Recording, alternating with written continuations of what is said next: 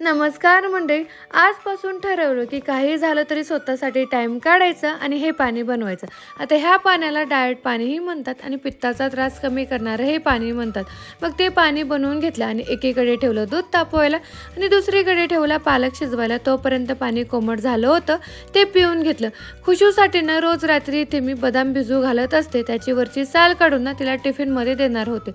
रोज तर तिला घरीच खाऊ घालत होते, पण आज टिफिनमध्ये दिलं आणि इथे पालक छान शिजलेला आहे. त्याचा सगळा कांडाकुटा करून ठेवला आणि ती घेतल्या लगेच चपात्या करायला.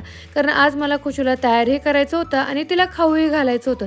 तिला खाऊ घालणं म्हणजे माझ्या तारेवरची कसरत असते. खाणं कमी आणि खेळणं जास्त असतं. तुम्हाला तर माहितीच आहे की उन्हाळ काम माझं सुरू आहे. आणखीन इथे मी मिरच्याचं लोणचं घातलेलं आहे. ते उन्हामध्ये ठेवलं आणि व्यवस्थित मिक्स केलं.